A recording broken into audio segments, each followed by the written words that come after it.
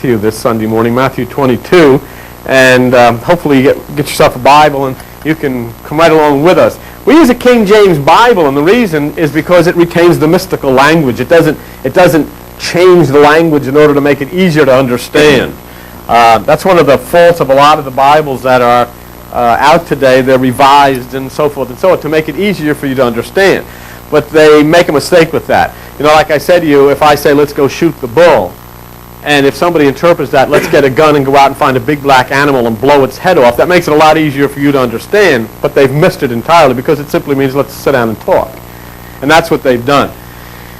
When it says, if your eye be single, your body will fill with light, it means if you practice meditation above the thoughts of the mind, you'll fill with wisdom and understanding. Well, they changed it and say, if you don't look at a girl with a bikini, you know, you'll be filled with all kinds of niceness and you'll be a goody-goody thing, but that's not what it means. It's talking about meditation. But let's take a look at what happens here. In Matthew 22:15 on page 23. First of all, Matthew 22:14. Something I wanted to show you there that I didn't cover last week, and it's a very famous line. Many are called, but few are chosen. Okay? Many are called, but few are chosen. Is that loud enough in the baby room? Okay, because I can yell louder if I have to. All right?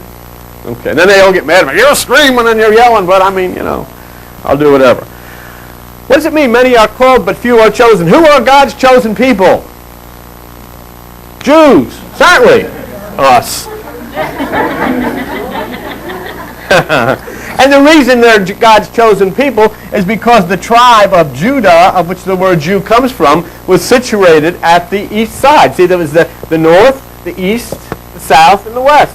They put the tribe of Judah on the east. Why? Because it was the tribe of Judah that encamped on the right side. When you look north, Judah's on the right. Therefore, God's chosen people are those who dwell on the right side. Those who encamp on the right side are God's chosen people. And many are called to encamp on the right side, but very few are chosen. Very few choose to dwell on the right side. Okay? Because most people just can't conceive of how they can. Let me tell you what the problem is of dwelling on the left side. When you dwell on the left side, you dwell with the carnal mind. And the carnal mind is the tree of the knowledge of good and evil. That means that there's two aspects of your carnal mind. One aspect says, oh, I want to do this, and I want to do that, and I want to be good. That's always, and that's there. There's no stop. But there's another aspect of the carnal mind that says, get lost. I ain't going down there. It's a lot of nonsense. The heck with this. I'm going to go boogaloo. You know, I want to do this stuff. I want to listen to any of this stuff. There's always that inside of your mind that is telling you contrary to that which you think is the right thing to do. There's always that second opinion that manifests itself in your lower mind and says, nuts to this. Don't bother with that. Don't bother with this.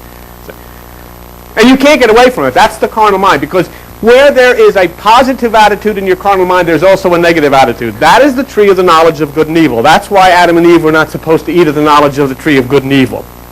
Because no matter what you do, and no matter how nice it may be, when you start out in a positive way to help something or do something, before you get going very far, there'll be a negative thought coming into it. And it'll start to try to persuade you to stop it, you know. I want to go down to Don's house because Don is out of work and he doesn't have any food for his children. So I go to the ShopRite and I buy him some peanut butter and bread and maybe some granola bars. And I take it over to Don's house. See? Because that's the positive part of my mind is saying, Don is destitute. I will bring him some peanut butter. But as I am driving over to his house, the other part of my mind says, if the bum would get off his rear end and go look for a job, he would need me to buy him peanut butter. Chunky? You see what I'm telling you? And that's exactly the way it works. There's always that good part of your mind that's going to do something, but there's that other part that's going to rip it apart. And that's why you can't go there in order. There is an amazing thing. It's inherent. You talk about this Iraqi thing. Everybody hates this, but do you know that there's a lot of excitement builds up within people? Wow. I wonder if we could really beat them. And wow, this would be something. I can watch this on TV. You know? It's like when a hurricane comes. Everybody, they don't want anybody to get hurt, but they really enjoy it. Come on, everybody get together. Let's batten down the hatches, you know? And then they say, well, thank God it didn't touch my house. It touched her house instead. It veered at the last minute and blew her house right off the face of its foundation. But thank God it didn't touch mine. See? It's a carnal mind. And that's why the Apostle Paul says the carnal mind is not subject to the law of God, neither can it be. It has to, everything that you do has to come from the God mind, which is that Om we sang about, and which lies above. So God's chosen people are those who camp at the right side. That's the right hemisphere of your brain. You have two hemispheres of your brain. You have the left hemisphere of your brain, which says, this guy's a bum because he won't get out and get a job. You have the right hemisphere of your brain, which says, I will give, I will help, I will do, I will pour forth Christ. No questions asked. No questions asked, no criticism, no judgment of any kind. Say. And in order to camp at the right side, you have to shut down the left. Because as long as the left side of your brain is active, it will be negative and it will throw negative thoughts at you. It doesn't make any difference if you're in the middle of meditation. Many times I get in the middle of meditation and I'm doing pretty good and I'll get a thought. And it's a screwy thought and it's just ready to pull the whole rug right out from under me. And I have to fight my way back up to the sounds or whatever to get loose from it. Because your mind is always there. And your mind is a very destructive force. Everything that happened, you remember when they attacked Kuwait? Now Kuwait and all of this stuff, these are not people of brotherly love over there. We're not going in, to save friends of the human race. These are very tough people themselves. They're not exactly the friends of ours in the past. But regardless of that, whenever this initial idea came to attack Kuwait, it started as a thought. It started as a thought and then it manifests itself into this kind of a conflict that you see going on right now. And so it is the mind that must be subdued. You can only subdue your mind through meditation. You cannot subdue it any other way. Look what happens when you go to sleep and you let go of it completely. It goes berserk. Do you ever lay there and you're asleep and sometimes you jump up, what? You got to look around to make sure there's really not somebody standing over there by the closet. There really is. And you turn the light on and it's a coat that you hung up over there. Oh, God, Then you're all sweating. You have to get up, get a drink of iced tea or whatever it is. Go out and hit the cookies and cream ice cream. The dog follows you out. He's having a nightmare. Dogs do. I don't know what the heck they have nightmares about, but they do. Because we sleep with two dogs. We have a bed. Two human beings, the nurse and myself, get in there, and there are two 75-pound Dalmatians in there. And the one dog's got his home pillow with frilly things on the end. Like a doily around the edge of his pillow, Yeah, that's the way it should be. At about 2 o'clock in the morning, this dog starts to have dreams, blah, blah, blah, and he's chasing things. And that's okay, but when you're laying right next to the dog, he's got his paws banging on top of your head. Nothing like waking up in the morning, turning over, looking into the open mouth of this big Dalmatian who's got bad breath and dogs at 2 o'clock.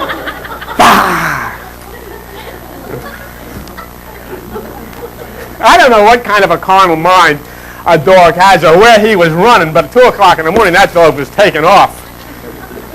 And everybody better jump out of the bed because you got two big, strong legs with big nails on them like panthers, thrashing about. So the carnal mind, the human mind, is a thing that keeps us in this camp. See, that's the Western side is the side of intellect and biblical mysticism. The Eastern side is the side of spirit, the right side. And the way that is, this is where the sun rises in the east. So the light comes from the east. Wisdom comes from the right side of your brain. What is it that puts the light out? What is it that overwhelms the sun and makes darkness? That which moves in from the west.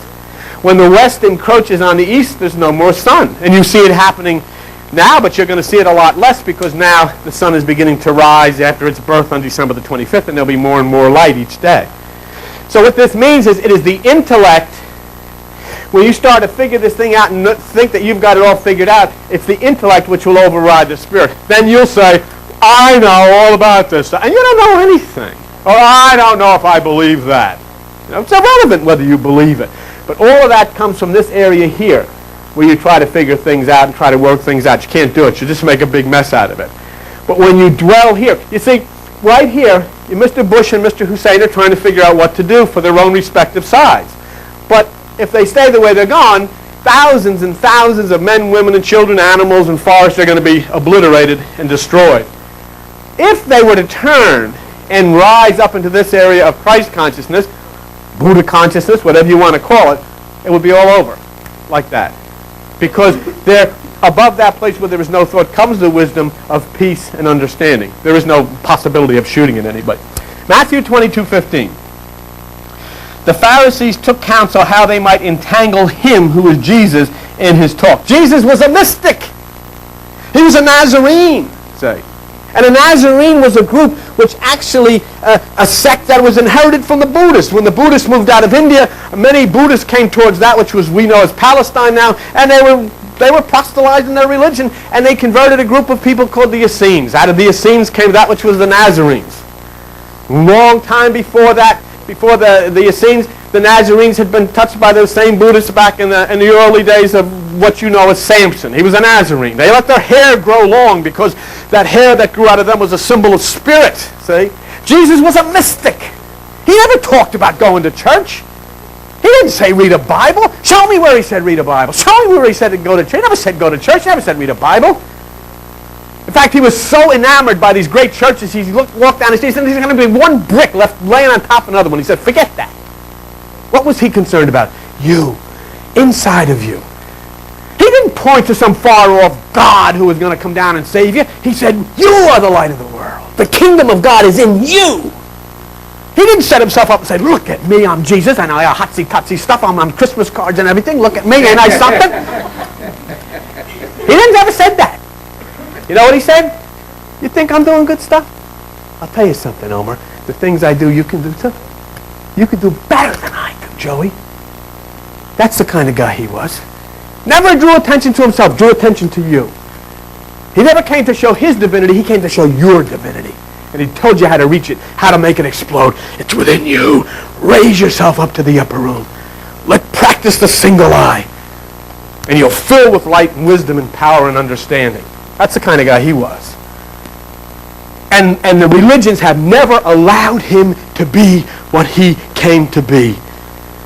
One who would bring you into the bosom of the Father and show you your divinity, your holiness, the power within you. But here come, look, the Pharisees took counsel how they might entangle him in his talk. See, Pharisees are those who interpret the Bible literally. There are still people who believe that the earth was created 6,000 years ago because the Bible says so. Do you know what happened? In the Middle Ages of Europe, they wouldn't allow anybody to think. If you had a book, or if you said, you know, I don't know if this is true, they threw you in jail. Galileo said, hey, wait a minute. He said, you got this wrong. He was an optometrist. He was an astronomer. He says, it's not the sun that goes, it's the earth that circles the sun. They put him in jail because it disagreed with the Bible. And he had to sign a confession. I, Galileo, sign on the Bible that I was wrong. Of course he was right. Copernicus, all of them. They were destroyed by religion. Nobody was allowed to think or to express any type of scientific thought if it in any way, shape, or form questioned the Bible. And so finally, when the Dark Ages ended, the only literature people had was the Bible. And they looked at it and they came up with the idea that everything started 6,000 years ago. They recently found in some place little mice, skeletons of some kind, 50 million years old. They could tell it was 50 million years. People had mice 50 million years ago. And not only that, there was mouse traps there. No, I added that. I added that just to see if you were paying attention. 2 little frozen mouse traps. Huh? And they're not sure, but there was scribbled in the wall of the cave, decon or something like that. You know, that's mouse stuff. And there was no, I won't go on with this. But there's mice 50 million years ago. What the heck would there be mice for unless there was people around with food? What are they going to eat? Well, I can't wait till people get created. Now we can go into their houses and run around in between the walls and all of that stuff. Yeah, there got to be cats. The point being, we have limited ourselves to such an extent that we actually believe. I never get people that write me and say, you know, I disagree with you about this. My name is Joe Blow. Here's my telephone number. I always get this anonymous stuff. Yesterday I got an anonymous thing. They put tracks in there.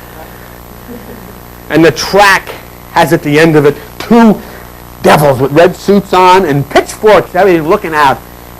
You better straighten out or you'll be living with them. And here's these devils, with these pitchforks, looking like a Halloween costume. I said, God. I said to John, look at this. No wonder they're shooting each other. This is where they're coming from. They really believe that there are people somewhere in the earth running around chasing Andy with a pitchfork. Ah, get in there, you're not done yet. Ah. Okay. The reason that a devil wears a red suit is because red is the color of emotionalism in the Bible. And the reason he has horns is because it's a symbol, horns are a symbol of power. And what's that saying? That the power that comes from your emotions are evil. That's what the devil is. That's when you'll swing out and scream and rant and rave and kick and do all of these things and put your fist through the wall and all of these things you carry on with.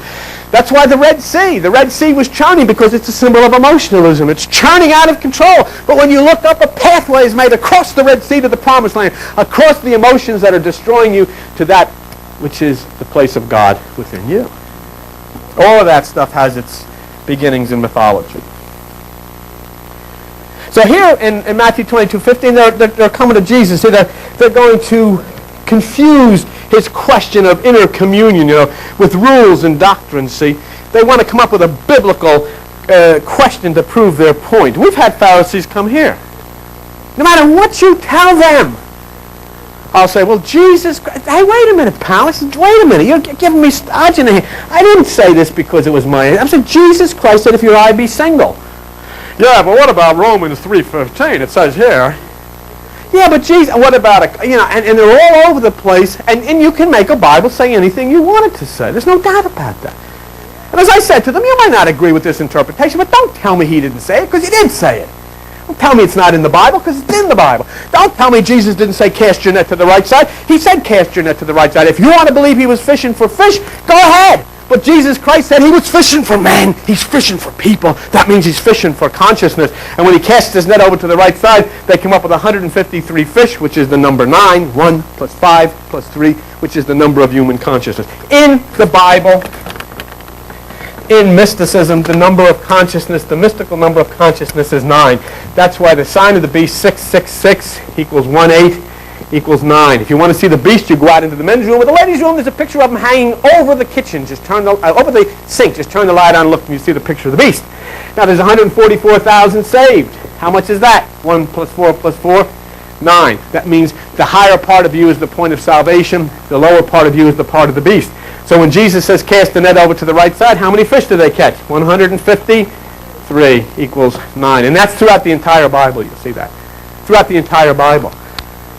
And so here we have a situation where people are going to try to use the Bible to confuse the issue. See? You see, the point is that you have got to come to the conclusion, people have got to come to the conclusion, do you have the guts to turn your back against religion and follow Jesus Christ? And most people don't. Don't. Why? Because I was born this, I'll stay this, and I'll die this. Why? Because.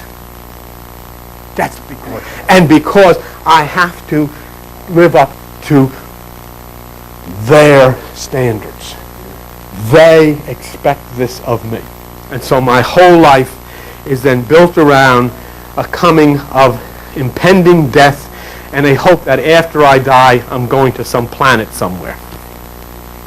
And nobody ever has returned to say that's true.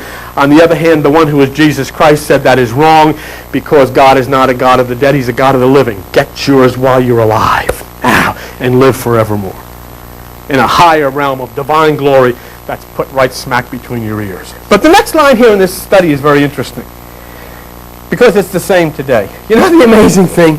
I never hear from the preachers.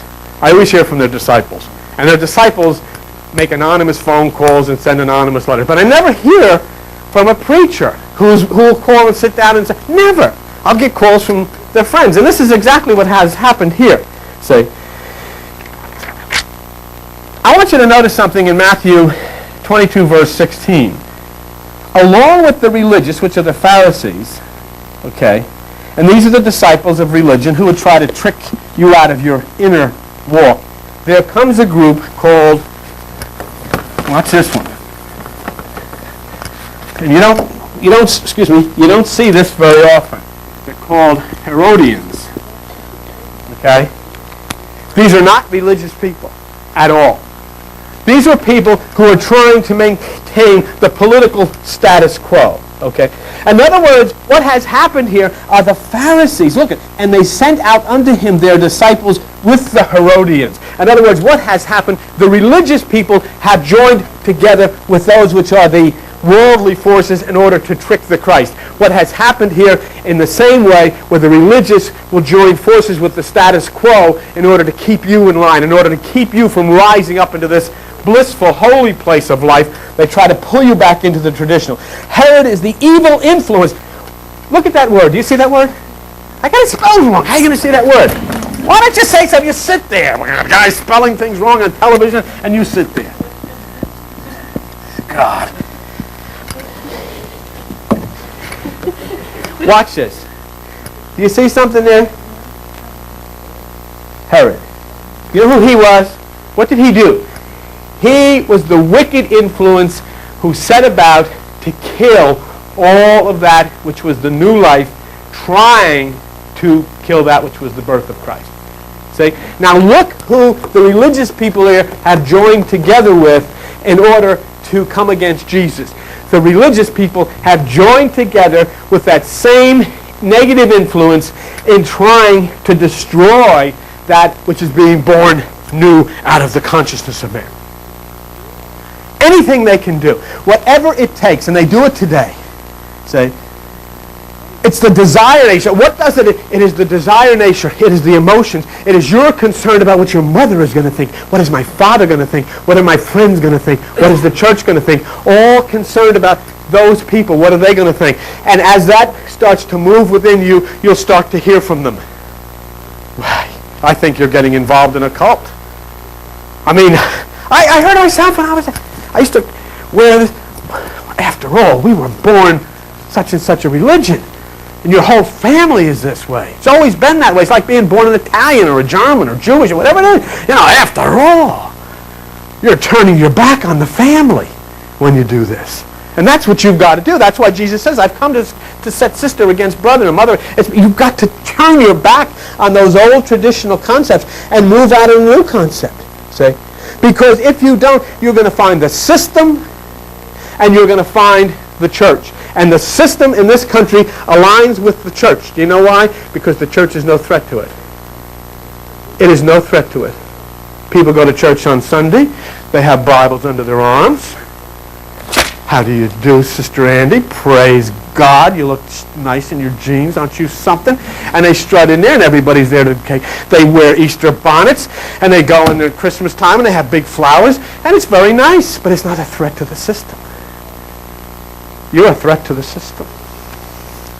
You're a threat to the system. So not only do the religions come against you, the system will come against you. See?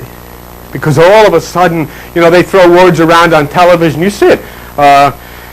Alleged cult leader. Everybody's a cult leader if you don't agree with the system. They try to make it appear in the eyes of the masses of people that you're some kind of a screwball because you don't follow their ways. So you'll find them. They'll run and they'll ask Cardinal so-and-so what he thinks, or Pope so-and-so what he thinks, or Bishop so-and-so what he thinks. But they're not going to go to a mystic and say, what do you think? Because they'll say, don't you dabble in astrology here? Aren't you dabbling in astrology? Chunky astrology. And they come up with all of these things in order to discredit what you're doing. There are people in this town, a minister of a church, who, in order to keep people from coming here, told other people, don't go down there because they take drugs in the service. That's a fact. I'm not kidding you. That is a fact. Don't go down. Of course, he's never been here, but they take drugs in the service. And so what is that? In other words, that is to frighten somebody from coming to expose themselves to something that he doesn't even know what it's about.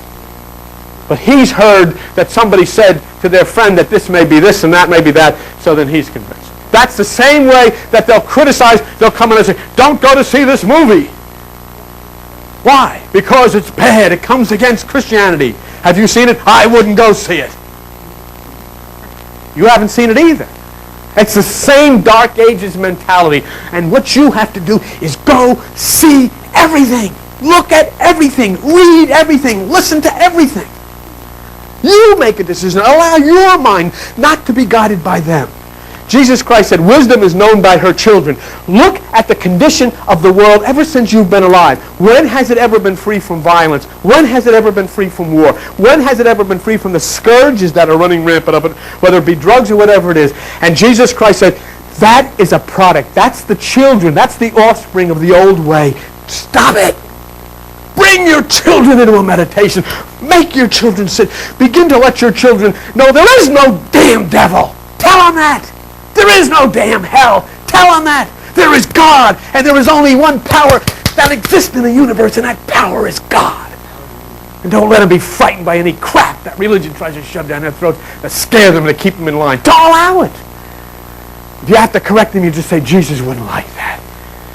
Don't bring up any junk just to frighten people. I'd say you get 7-year-old kids, by the time they reach the age of 8, they're on a guilt trip. You've taught them there's hell. You've taught them they're going to hell, that the devil's going to get them if they don't do this. God's going to punish them. God's getting mad up there. I used to be told that God was getting mad, throwing his furniture around because it was thundering. So, oh my God, this guy's really ticked off.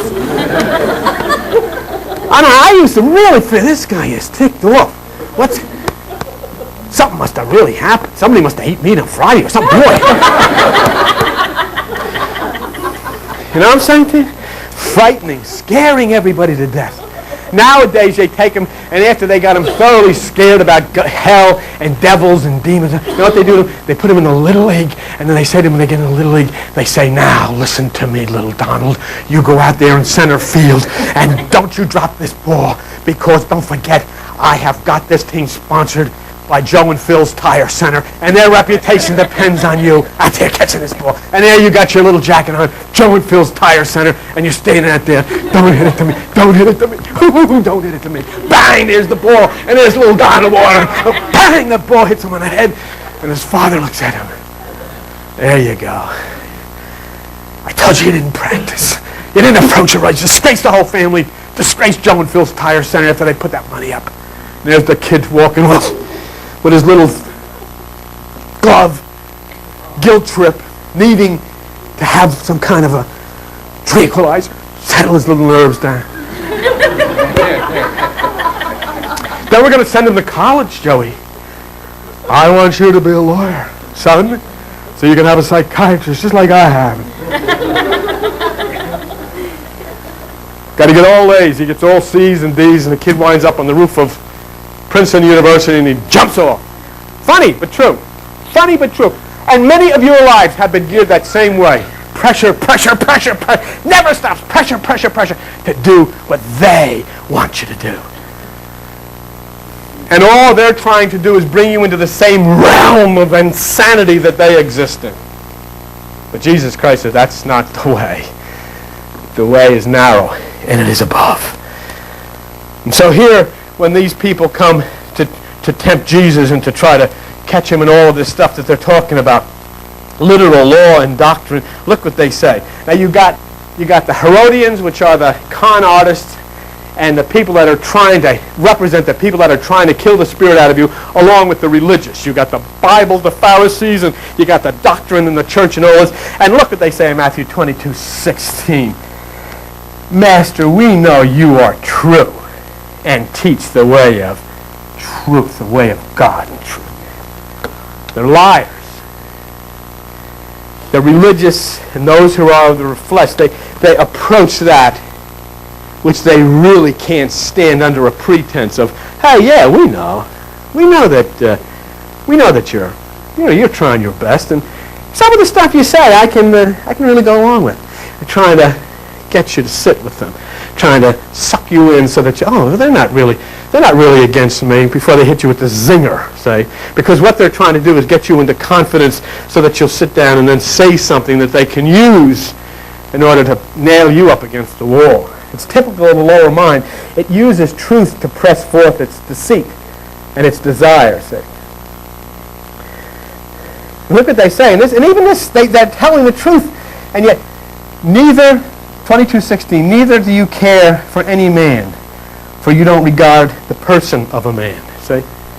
In other words, what they were saying and what this has come to, they recognized the fact that he didn't really care that they were bishops and cardinals and popes and monsignors and evangelists and all of this stuff. He said, who cares? Who cares? The guy that's working in the sewer, that's my deacon. That's my evangelist. Do you understand what I just said? I said the guy that's working in the sewer is his evangelist. He doesn't care about the Pharisees. He doesn't care about the popes. He doesn't care about the bishops and the monsignors. He doesn't care about all of that stuff. He doesn't regard any title whatsoever. He doesn't regard it whether you got slacks on or whether you got a skirt on, whether you got a Bible or what. He doesn't regard any of that stuff. He does not regard anything that's stuck on you from the outside. He regards it what's bursting forth from the inside. What is it? What is it? And the guy that comes out of the sewer after a hard day of work could sit down with you, and while all the evangelists are telling you, you worthless sinner, you're going to hell, you worthless sinner, you got to give up this, you got to give up that, you got to do all of these things, you got to go to church. This guy could climb out of the sewer and one night sit down, come over, clean himself up, come over to your house and say, you know what? Jesus said, you're the light of the world.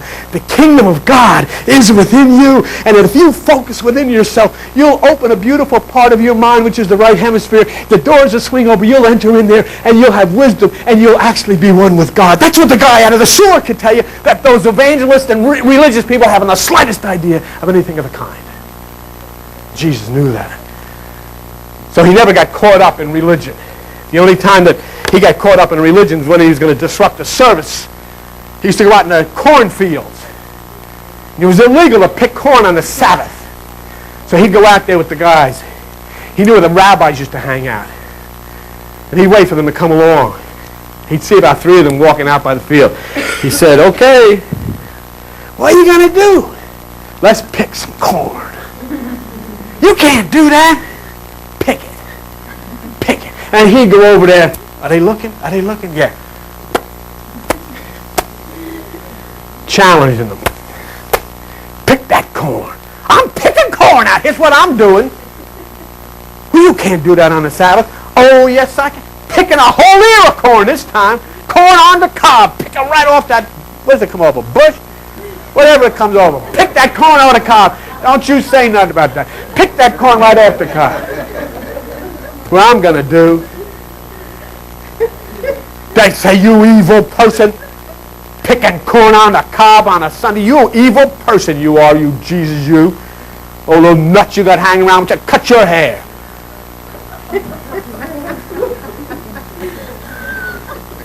The next day, come on Sabbath day, the preacher's up there preaching on the say, you should have seen this guy we saw yesterday. You would never see anything like it in your life. What's your first name?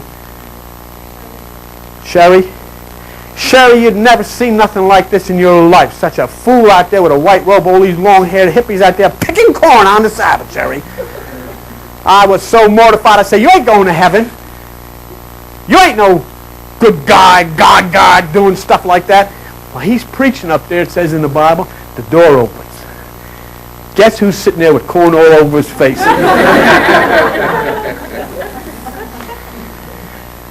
What he said, here I am. What are you coming in here for, you troublemaker? I got corn, wipe your face over all that corn all over your face. Because I'm coming in here to heal somebody. You can't heal nobody, it's the Sabbath. I'm going to heal some. Stick your hand out there. Stuck his hand out, healed his hand. But that's simply saying, when helping and when love gets in the way, when doctrines and rules and regulations get in the way of love, and it's of the devil. When that love manifests within you to touch people, break every rule, break every law, break every tradition, break it all. Don't make any difference. Break the law, break the rule, break the church laws, crash through the church, knock out the stained glass, sit down there and heal and help and lift people up to peace and love. All that stuff's got to get out of the way. All that religious junk's got to get out of the way. And that's what Jesus Christ was all about. You look at the book, you read about him and you'll find a man that you never knew. You read about Jesus Christ and you'll find a Buddha, you'll find a Krishna, you'll find a Zoroaster, you'll find a man that you never knew anything about, because those people have taken his words and twisted them, hoping that you'd never look in that book to see what he really said. When that man that they said, hey, he's coming back riding a white horse,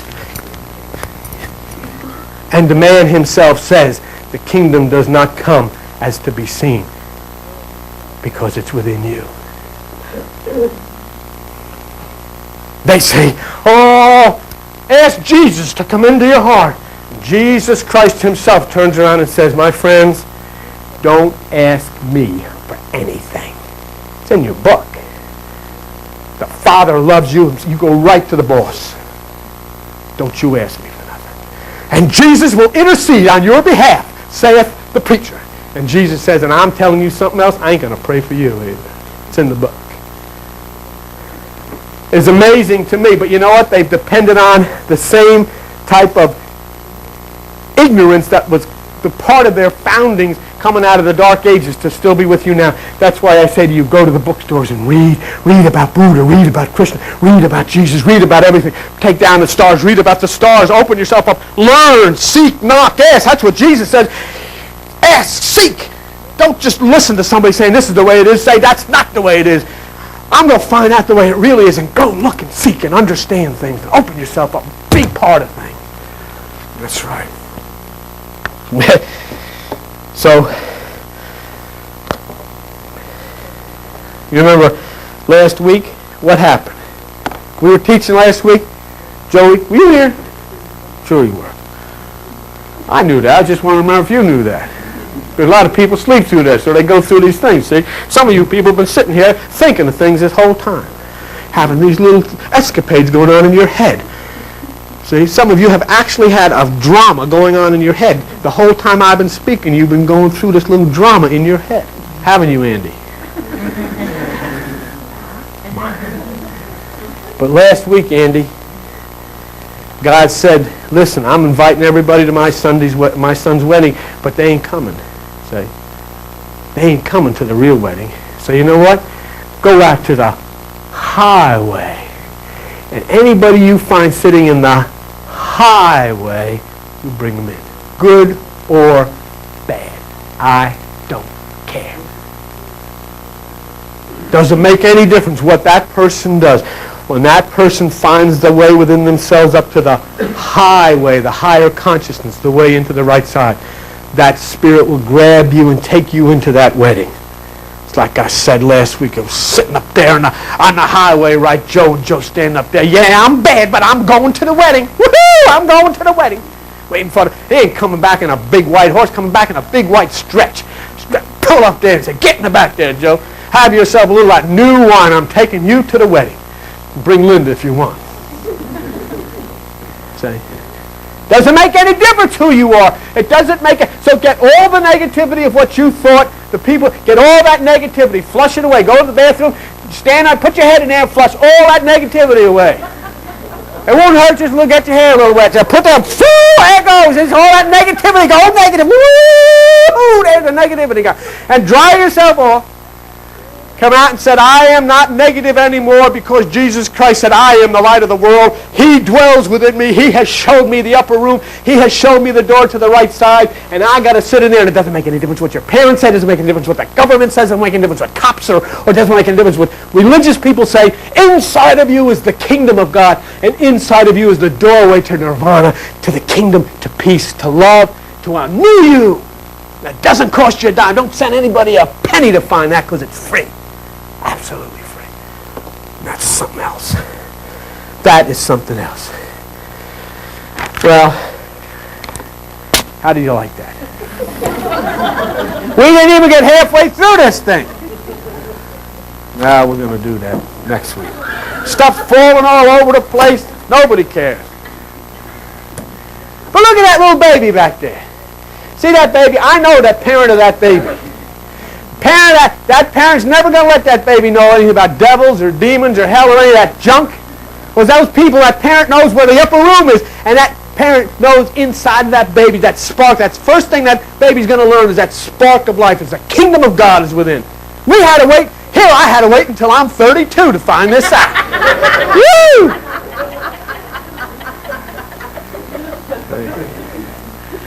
So, I kidded with you today because I was in that kind of a mood. But I think we got the point across. And I want you now to just take that same feeling of what you can do. If Jesus Christ is right, you actually could touch the right hemisphere of your brain and set off an explosion of vibration of peace and love that can change things in your house, can change things in you, can change things in your family. It doesn't make any difference what any doctor says, doesn't make any difference what any teacher says. This special thing is, because remember, that doctor and that teacher, they also only use 10% of their brain. You're going to that 90%. You're casting your energies to the right side, to awaken that cells on the right side. So all bets are off for the future. Now, many of you are going to see this tape months from now. I can't, not any prophet or predictor. I just know that what's going on in the universe, the movement of Uranus into Aquarius, this Aquarian age, this is the time of a coming of Christ and a new order, a new age, a new life, a new peace, a oneness of Christ. And that things are going to be right, and they're going to be set right. And those people who are going to continue to dwell in the lower are going to be shaken to their shoes by what's going to happen. That's why it's so important that you plug in and touch this energy that's coming. Do it in your house. Do it wherever you want. I'd suggest too that you come out here, get involved on a Tuesday night. And I'd like you to come out tomorrow night too, because to put the energy up to what's coming with this rack situation. But do that. You can do it in your own bathroom. You can do it in the car. You can do it in the car. Turn the radio off. Listen to the tires for about 10 seconds. And just focus yourself up there in that upper room. Just understand something amazing. Here's your head. There's a magnificent computer right inside of that head of yours. A computer that is beyond anything that's ever been created by IBM or anybody could never even conceive of the computer. And all that you and I have learned to use so far is the 10%. And actually we haven't even learned to use that because that's been using us. And what God has told us and what the ancients and the mystics told us, what Krishna told us, what Buddha told us, what Jesus told us, was that on the right side is God's kingdom. And you start energizing the brain cells on the right side. Whew, that's life. That's the new life. That's what Jesus says. You who follow me into the regeneration, into this new age, begin to understand. Don't just go looking for a transcendental trip. You're going seeking the mind of Christ. And I'm telling you, it is in your head, waiting to be discovered. And all you have to do to discover it is shut down the left side and raise your consciousness and start activating the right side. And once you get up to that mountain, everything that you need for your new life and this new adventure and to plug into the universal harmony is already there. You don't have to do a thing. It's all there for you. Amen. Thank you.